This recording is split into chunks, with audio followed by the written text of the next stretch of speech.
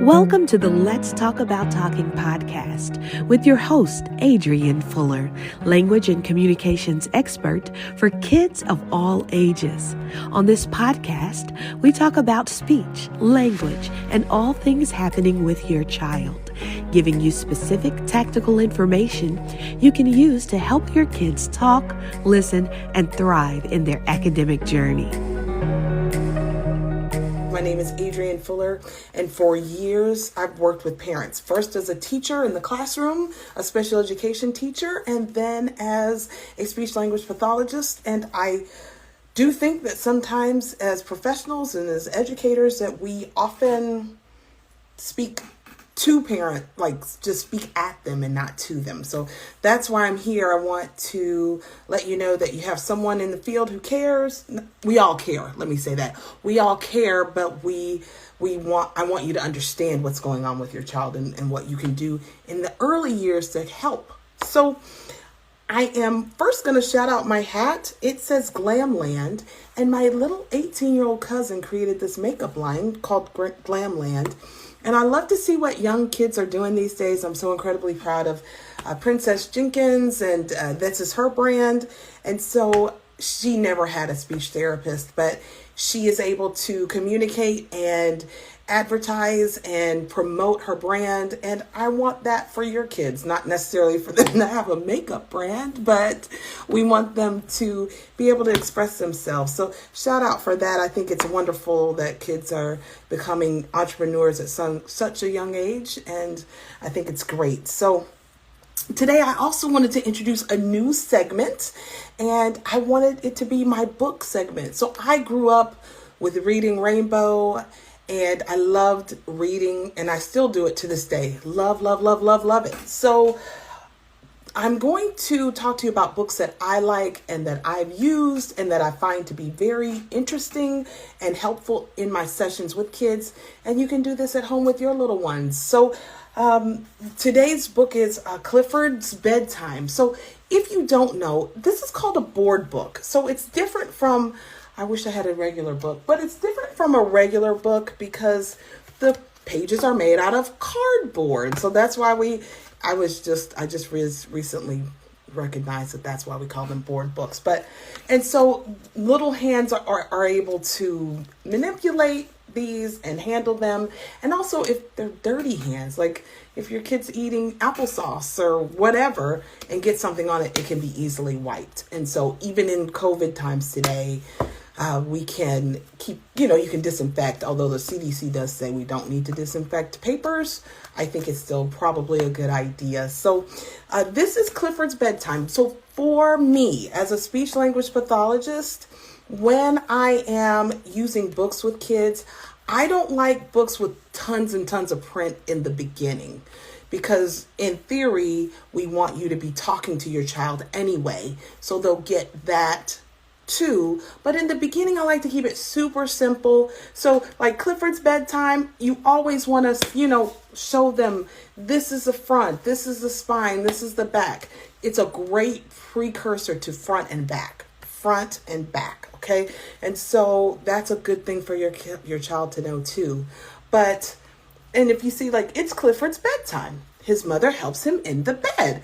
So there's not that much print on here. When you're reading to your child, go ahead and I feel like I need more light on YouTube, but I'll work on that for next week. I think I can put this, just bear with me. I'm going to plug this into my computer. That's a beautiful thing about these lives, huh? Let's see if that works at all. Yeah, that might be better. I'm sorry for that change, but I think that's better, right? Don't you think? And so, but when you're reading to your child, you can read the whole thing in its entirety, but then go ahead and point out things that you see. I caution you against asking a lot of questions. What's this? What's this? Especially if your child is developing or later developing in their speech, you're going to want to point them out and you be the model. Oh, look, you see Clifford and his teddy bear? You see the red dog? I see the red dog. So if you do things like that, or, oh, look, he needs his blanket. I see Clifford's blanket. See, I almost asked a question there. See, it's so ingrained in us, but question asking is not the only way of communication. So I want to just keep that in mind. Oh, do you see Clifford's book? Clifford's blanket, it's pink.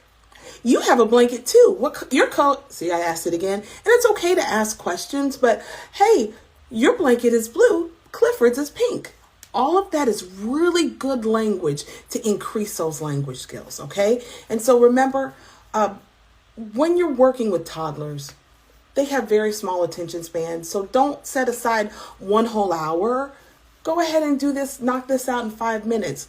And I know we're used to reading before bedtime. If bedtime does not work, then do it another time. Do it when you get home from work, or when you guys walk in the house, or if you want to do it after your snack or after dinner, but make it your own. So I'm getting away from like, this is what you have to do. The only thing you have to do is spend that quality time to increase those language skills. But when you spend the time, that's totally up to you. Okay.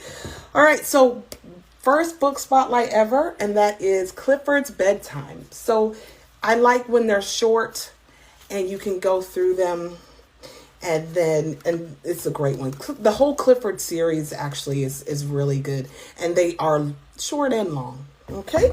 And so I did want to remind you, I have great news.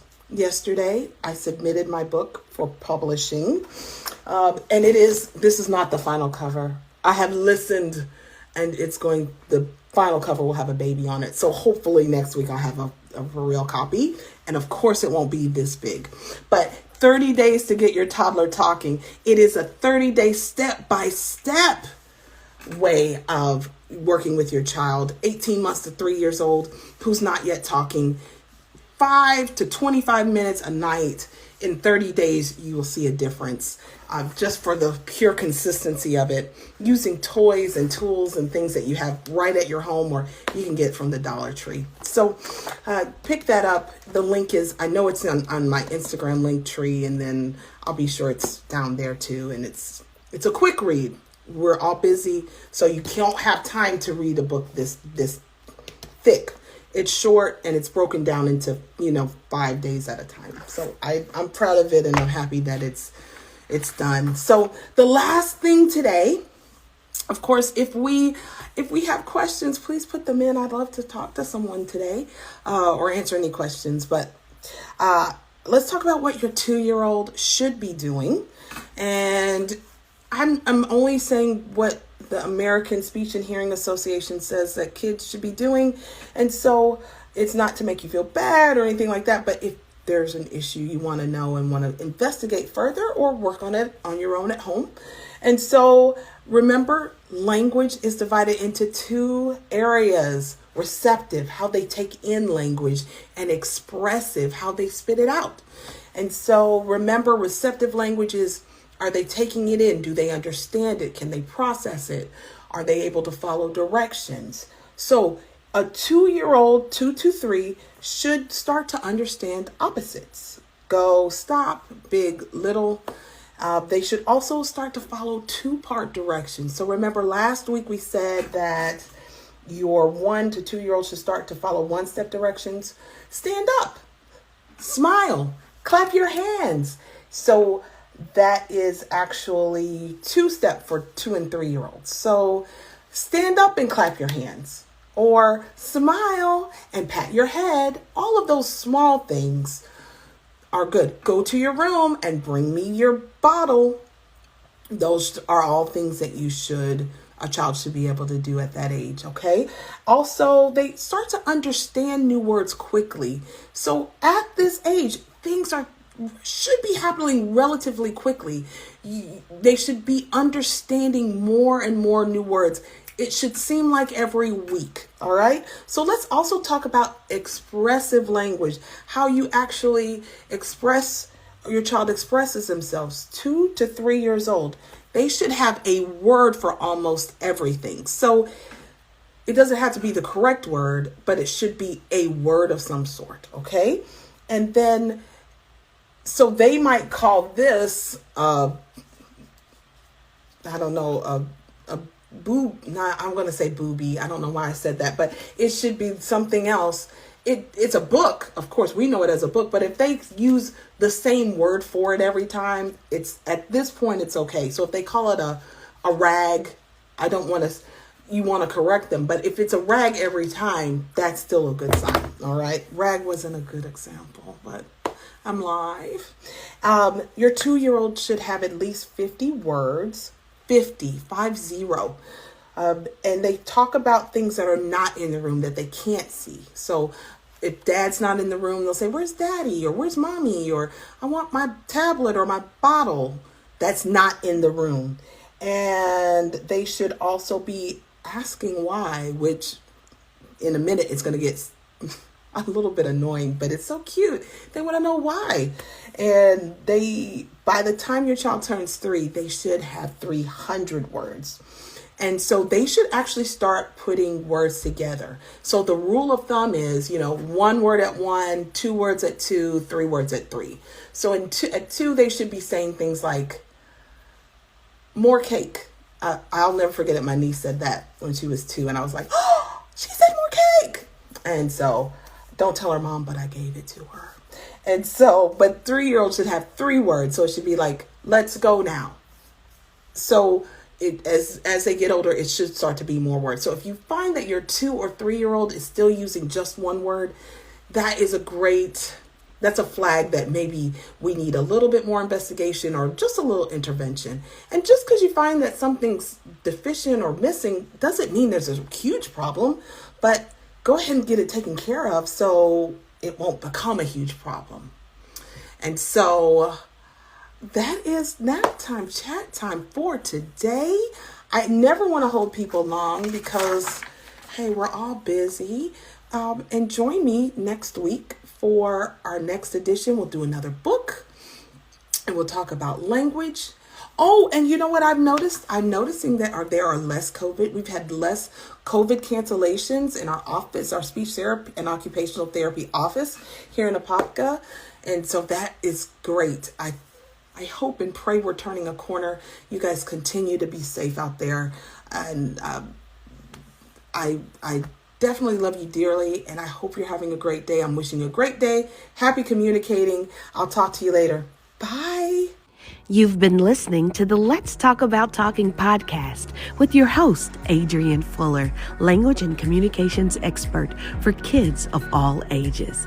You can grab Adrienne's book, 30 Days to Get Your Toddler Talking, on Amazon or at speechbuilders.org.